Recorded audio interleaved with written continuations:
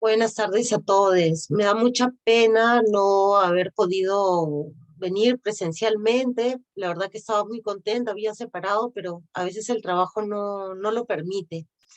Quiero agradecer a Crónicas de la Diversidad, Alexandra Arana, por haberme invitado a estar en esta mesa. Voy a tratar de ser relativamente breve en los minutos que tengo para aportar un poco a este día, a esta celebración, en realidad, sobre el cómic LGTB, que tiene un carácter muy particular en el Perú porque se ha desarrollado sobre todo en el manga, ¿no? Ese es su tradición dentro de la historieta peruana, porque ya el manga forma parte de la historieta peruana también. Entonces, como ya les han dicho, yo soy Carla Sagástegui, soy especialista en la historia del cómic peruano y por eso estoy aquí y voy a compartir con ustedes justamente un pedido que me pareció muy interesante, ¿no? Que fue el pedido que me hizo eh, Crónicas de la Diversidad y Alexandra para que yo trabajara eh, el manga y sobre todo el manga LGTB en la historia del cómic peruano. Entonces de eso voy a hablar un ratito y espero no exceder. ¿De dónde viene la historieta peruana? ¿Ya? Porque lo que vamos a entender es que el manga, obviamente todos sabemos que viene de Asia, particularmente de Japón, entonces va a llegar un momento en que va a llegar al Perú. Pero antes de eso había una historieta peruana previa. Entonces, ¿de dónde viene la historieta peruana?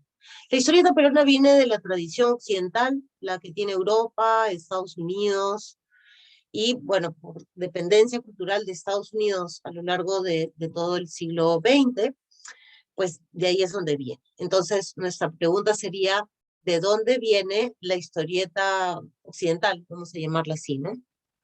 Que ha sido la hegemónica durante muchísimo tiempo. Entonces, esta historieta viene de la caricatura política. Acá yo he puesto una del siglo XVIII, pero ustedes pueden encontrar imágenes anteriores de caricaturas políticas. Este, Se utilizaba, no sé, desde los tiempos de la Reforma Protestante. Por ejemplo, Lutero utilizaba caricaturas de sus enemigos para discutirlos y también había caricaturas contra Lutero, ¿no? Que se pegaban en las paredes. Entonces, es muy antigua la caricatura política. Esta caricatura política entra a la prensa, entra a los periódicos cuando aparecen en el siglo XIX, sobre todo en Inglaterra. Entra la caricatura política y de manera paralela en Alemania y en Suiza va a ocurrir el nacimiento del cómic. Va a aparecer con el auspicio de Goethe, va a aparecer Rodolphe Töpffer con las famosas aventuras de Monsieur Dubois, que van a tener un éxito increíble y que gracias a esta obra es que esta obra se va a plagiar, porque en el siglo XIX no había todavía ese tema de derechos de autor con tanta claridad y la van a llevar a Estados Unidos y la van a publicar allá.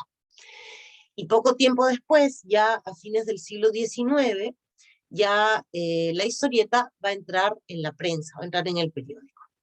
En el Perú nosotros tuvimos algunos intentos también de caricatura en algunos periódicos, sobre todo la revista Monos y Monadas del año 1907, donde estaba Abraham Valdelomar y Julio Málaga Grenet, pero propiamente a la prensa, así que salga en los periódicos como Yellow Kid, en el caso peruano, recién va a ocurrir en el año 1952, cuando justamente en la página clásica donde se publicaban todas las historietas que venían sobre todo de Estados Unidos, había una peruana San Pietro, pero las demás, miran, era Disney, Fisher, ¿no? Estaba Roy Rogers, Buck Rogers, estas historietas clásicas norteamericanas, empiezan ya a colarse, a San Pietro empieza a colarse y a anunciar en septiembre de 1952 que van a aparecer los personajes 100% naturales, nacionales. Ahí es cuando empieza la, la historieta peruana, digamos, en un sentido profesional.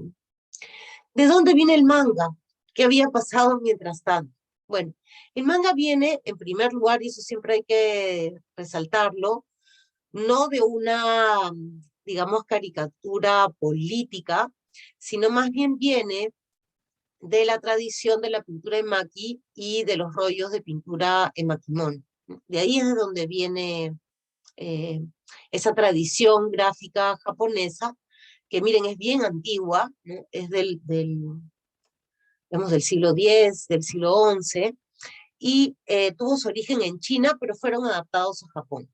Que ustedes deben haber visto muchas películas, ¿no? Son estas bandas de papel que se alargan hasta 15 metros, ¿no? Que están enrolladas en un palo y que conforme va avanzando va contando pues una narración que normalmente eran al comienzo escenas religiosas o de la aristocracia, pero que ya para el siglo XIX, XVIII, XIX ya se encontraban representaciones de vida de las clases bajas y algunos que ustedes son muy célebres y seguro los deben haber visto, son los que aparecen, por ejemplo, representados en los concursos de pedos o de falos, ¿no?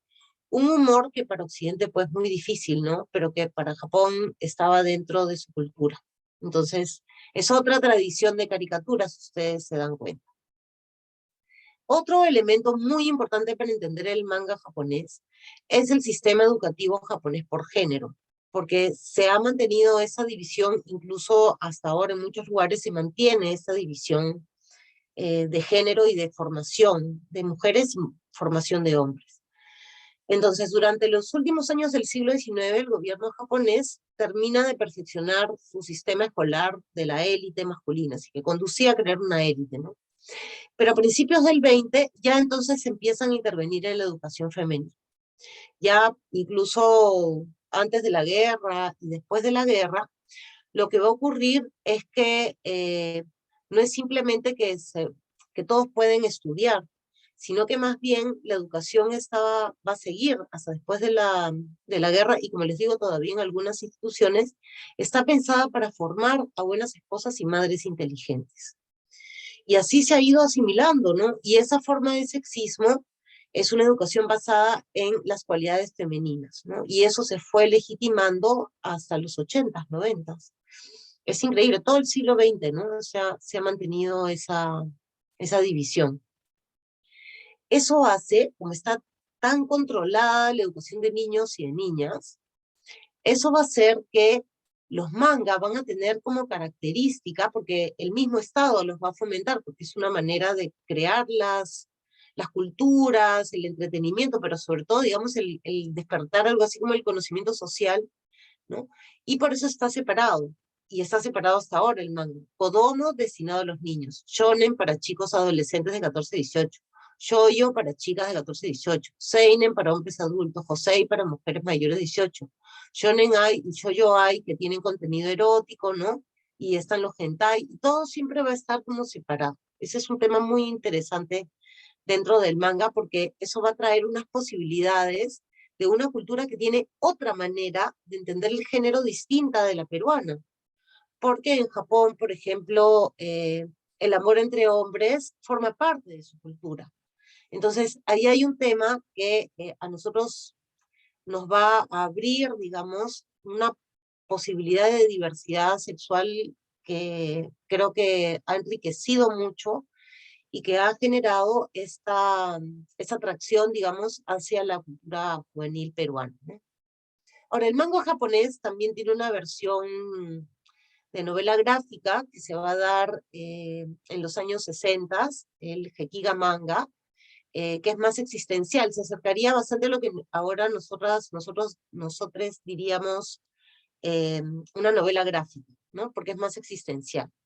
Pero justamente como reacción a este grupo que era de samuráis, de hombres, aparecen las mujeres del grupo 24 en los años 70. ¿Y por qué me quiero detener en este grupo?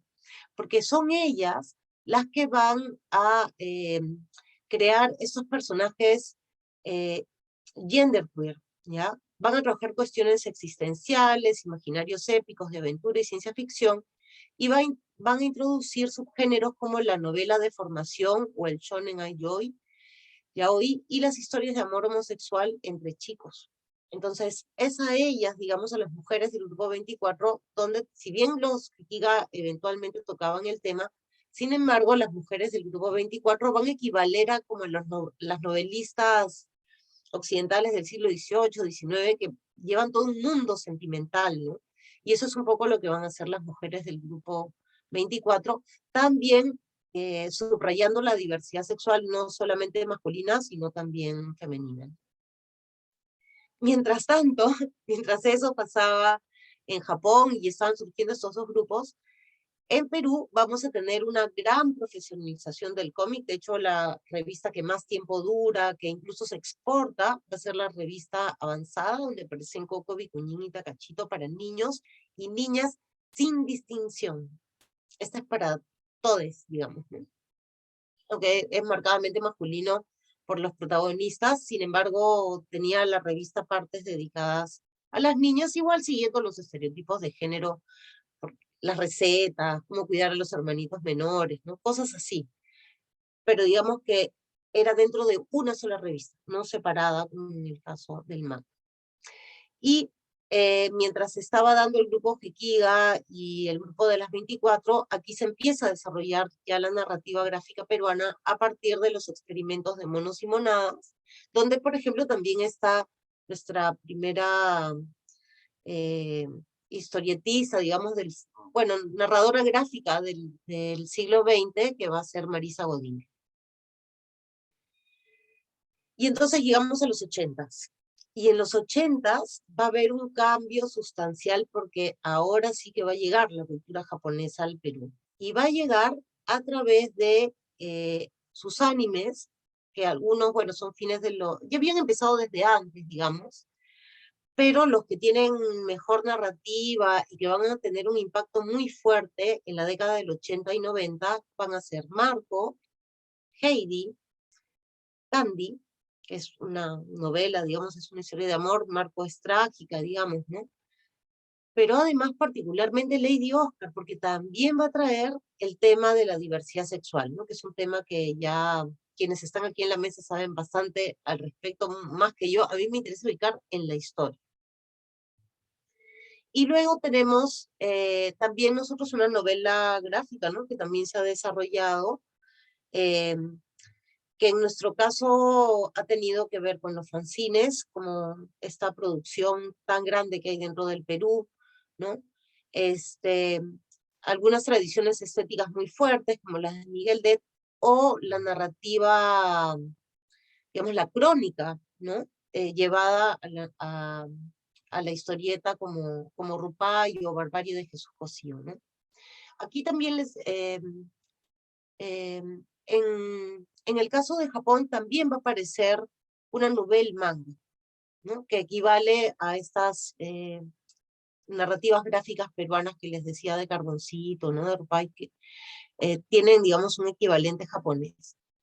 Pero en el caso peruano, aquí va a ocurrir una cosa increíble, ¿no? Porque a partir de este siglo, a partir del 2000 en adelante, el centro comercial Arenales se ha ido tornando en un centro fundamental para todo lo que es el mercado de anime, manga, todas las variantes que pueden haber, ¿no? Y del merchandising, y toda esta cultura japonesa. ¿Por qué es importante? Porque es aquí donde empiezan a llegar estos mangas que muestran la diversidad sexual japonesa, la diversidad de género, y es ahí donde se empieza a incubar, ¿no? Los proyectos que luego van a ser tan importantes en el caso peruano, sobre todo Sugoi, ¿no?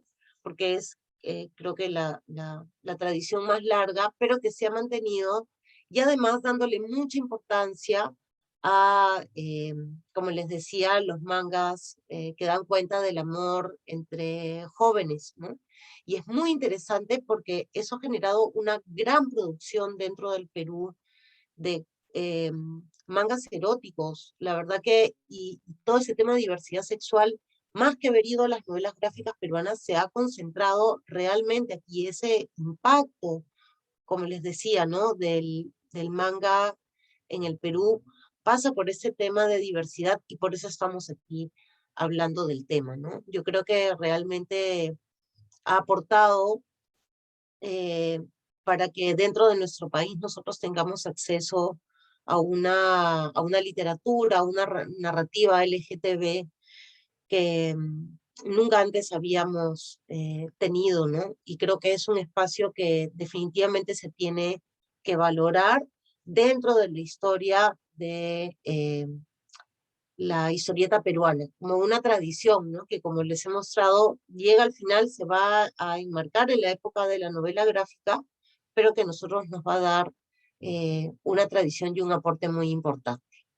Bueno, eso es lo que yo quiero compartir con ustedes. Espero que haya servido de algo, espero no haberles quitado mucho tiempo y ya nos vemos.